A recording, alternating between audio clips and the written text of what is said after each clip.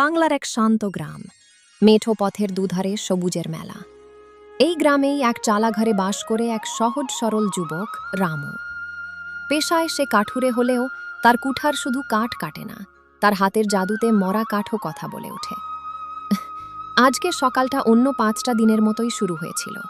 রামু জানত না যে বনের পথ আজ তাকে এক নতুন ভবিষ্যতের দিকে নিয়ে যাবে। ভোরের আলো ফুটতেই রামু তার পুরনো কুঠারটা কাঁধে তুলে নিল।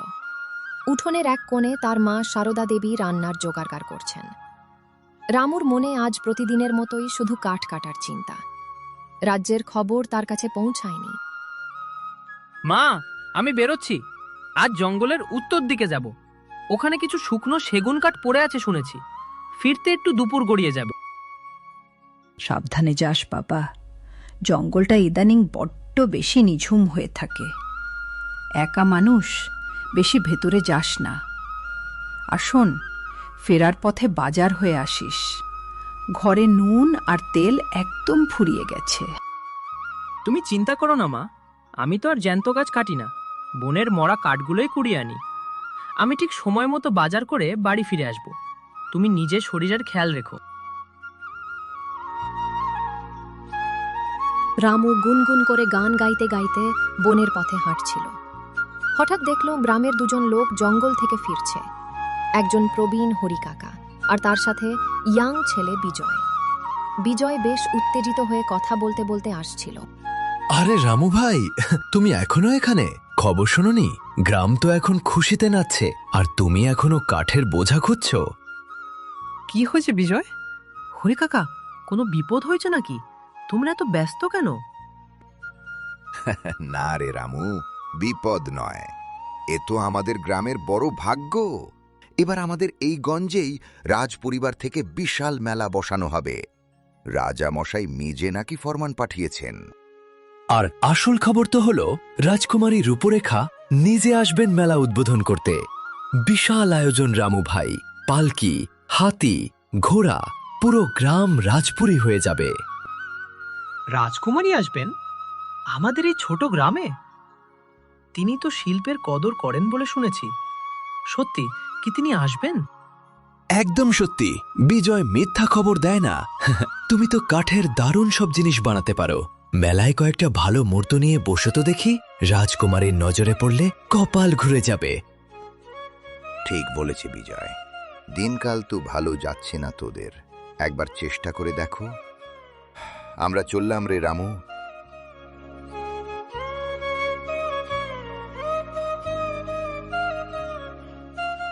বিজয় আর হরিকাকার কথাগুলো রামুর মাথায় গেঁথে গেল। সে জঙ্গলের ভেতরে গিয়ে মনে মনে ভেবে সে মরা গাছ খুঁজতে লাগল। কিন্তু তার মনে এখন আর জ্বালানি কাঠ নেই। তার চোখে তখন ভাসছে মূর্তির ছবি। মেলা বসবে, রাজকুমারী আসবে।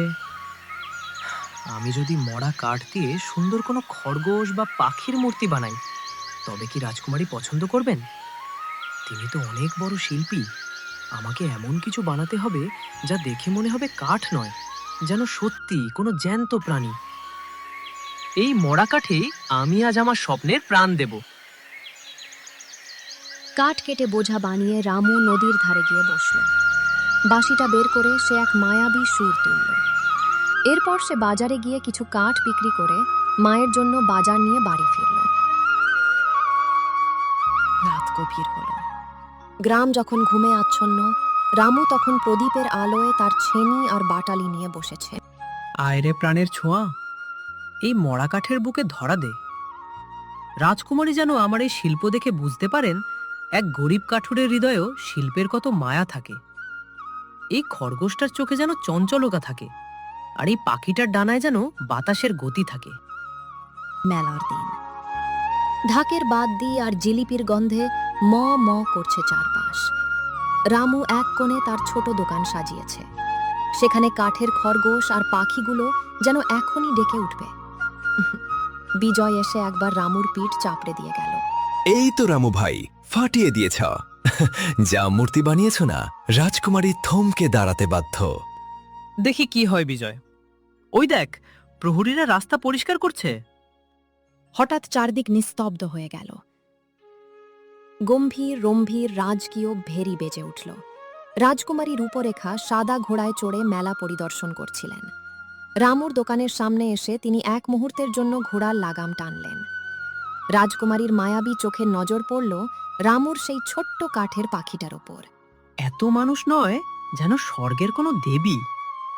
ওনার ওই মায়াবী চোখের দিকে তাকালে তো শিল্পী তার পথ হারিয়ে ফেলবে। আমার এই সামান্য কাঠের পাখি কি কোনোদিন ওনার মন ছোবে? রাজকুমারী এগিয়ে গেলেন, কিন্তু রামুর মনে এক গভীর ছাপ রেখে গেলেন। এরপর থেকে সে যখনই জঙ্গলে যেত, নদীর ধারে বসে রাজকুমারীর কথা ভেবেই বাঁশিতে সুর তুলত। এভাবেই দিন কাটছিল। রামু বাজারের চত্বরে এসে পৌঁছাতেই দেখল বিজয় আর হরিকাকা এক জায়গায় দাঁড়িয়ে খুব গম্ভীর মুখে কথা বলছেন। রামু কৌতূহল সামলাতে না পেরে তাদের দিকে এগিয়ে গেল। কি হয়েছে বিজয় ভাই? হরিকাকা, তোমাদের মুখ এমন শুকিয়ে আছে কেন? গ্রামে কোনো নতুন বিপদ এলো নাকি? আর বলো না রামু ভাই, খুব বড় বিপর্যয়। আমাদের সেই মায়াবী রাজকুমারী রূপরেখা হঠাৎ এক অজানা মারণ রোগে আক্রান্ত হয়েছেন। পুরো রাজপ্রাসাদ শোকে ডুবে গেছে। ঠিকই বলেছে বিজয়। রাজ্যের নামি দামি রাজবৈদ্যরা সব জড়ো হয়েছেন, কিন্তু কেউই রোগের উৎস খুঁজে পাচ্ছেন না। রাজকুমারী নাকি দিন দিন নিস্তেজ হয়ে পড়ছেন। রাজা জয়বর্ধন আজ সকালেই ঢেড়া পিটিয়ে রাজ্যে ঘোষণা করে দিয়েছেন, যে রাজকুমারীকে সুস্থ করতে পারবে তার সাথে রাজকুমারীর বিয়ে হবে, কিন্তু যে ব্যর্থ হবে তার গর্দান যাবে। রাজকুমারীর অসুস্থতার খবর শুনে রামুর বুকটা কেঁপে উঠল। সে কোনো পরিণামের কথা না ভেবেই মনে মনে এক মস্ত বড় সিদ্ধান্ত নিয়ে ফেলল। বাড়ি ফিরেই সে তার মায়ের সামনে গিয়ে দাঁড়াল। মা, আমাকে একবার রাজপ্রাসাদে যেতেই হবে। আমি রাজকুমারীর চিকিৎসার জন্য বনের গহীন অরণ্যে যাব। তুই পাগল হয়েছিস রামু? তুই সামান্য এক কাঠুরে। ওখানে বড় বড় পণ্ডিতরা কিছু করতে পারছে না। আর রাজামশায়ের শর্ত শুনেছিস? ব্যর্থ হলে গর্দান যাবে। আমি তোকে হারাতে পারবো না বাবা। মা, যে রাজকুমারী আমার তৈরি মরা কাঠের মূর্তির দিকে ভালোবেসে তাকিয়েছিলেন, তার এই বিপদে আমি হাত গুটিয়ে বসে থাকতে পারি না। বনদেবী আমার সাথে আছেন, তুমি আমায় আশীর্বাদ করো মা। মায়ের আশীর্বাদ নিয়ে রামু রওনা হলো দুর্গম এক বনের দিকে, যেখানে সাধারণ মানুষ পা রাখার সাহস পায় না। লোক মুখে শোনা যায় সেই বনের গভীরে এক প্রাচীন মায়াবী বৃদ্ধা থাকেন। বহু পথ ঘোরার পর রামু এক কুটিরের সামনে এসে দাঁড়াল। সেখানেই দেখা মিলল যোগিনী দিদিমার। কে তুই যুবক? এই মৃত্যুর দুয়ারে কেন এসেছিস? তোর চোখে তো ভয়ের লেশ মাত্র নেই। দিদিমা, আমি কাঠুরে রামু। আমাদের রাজকুমারী মৃত্যুর মুখে দাঁড়িয়ে আছেন। আমি সে শুনেছি একমাত্র এই বনের সঞ্জীবনী বুটি ওনাকে বাঁচাতে পারে। দয়া করে আমায় পথ দেখান। সঞ্জীবনী বুটি পাওয়া এত সহজ নয় বাছা। তার আগে তোকে আমার একটা পরীক্ষা দিতে হবে। তুই নাকি ভালো বাঁশি বাজাস? তোর বাঁশির সুরে যদি এই বনের হিংস্র পশুরা শান্ত হয়ে যায়, তবেই আমি তোকে পথ বলবো। রামু আর এক মুহূর্ত দেরি না করে তার সাধের বাঁশিটি ঠোঁটে ছুঁড়ল। বনের নিস্তব্ধতা ভেঙে এক মায়াবী সুর ছড়িয়ে পড়ল। সেই সুরে মুগ্ধ হয়ে বনের বাঘ আর হরিণ এক ঘাটে এসে দাঁড়াল। যোগিনী দিদিমা রামুর এই অলৌকিক শিল্প সাধনা দেখে বিস্মিত হলেন। বাহ রামু, তোর সুরের ভেতর কোনো অহংকার নেই, শুধু মায়া আছে। আমি তোকে সঞ্জীবনী বুটির পথ বলে দিচ্ছি, কিন্তু মনে রাখিস, পথে 3টি মায়াবী পরীক্ষা হবে। আমি যে কোনো পরীক্ষার জন্য প্রস্তুত দিদিমা। প্রথম পথে পাবি অঢেলো সোনা, আর এক কথা বলা, সোনার মুকুট। সে তোকে বলবে, রামু, এই রাজমুকুট পরে নে, তুই দুনিয়ার রাজা হবি। ওতে কান দিস না। দ্বিতীয় পথে ভয়ঙ্কর সব শব্দ শুনতে পাবি, কিন্তু ভুলেও পিছন ফিরে তাকাবি না, তাকালেই পাথর হয়ে যাবি। আর শেষ পথে দেখবি তোর মা মায়ার ছলে তোকে ডাকছে।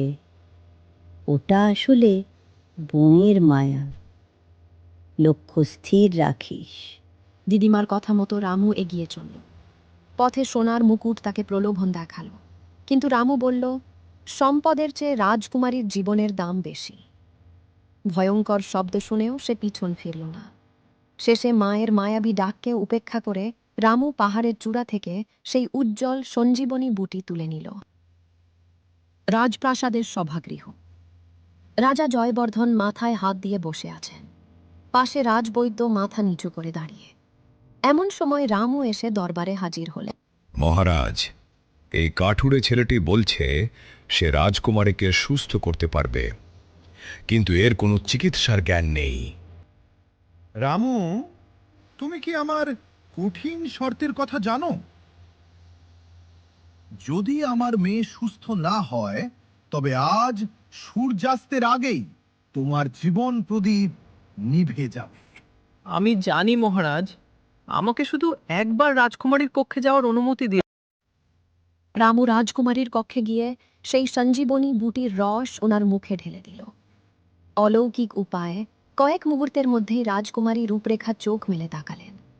উনার ফ্যাকাশে মুখে রক্তের আভা ফিরে এলো। রাজা জয়বর্ধন খুশিতে রামুকে বুকে জড়িয়ে ধরলেন এবং প্রতিশ্রুতি মতো মহাসমারোহে তাদের বিবাহের ঘোষণা করলেন।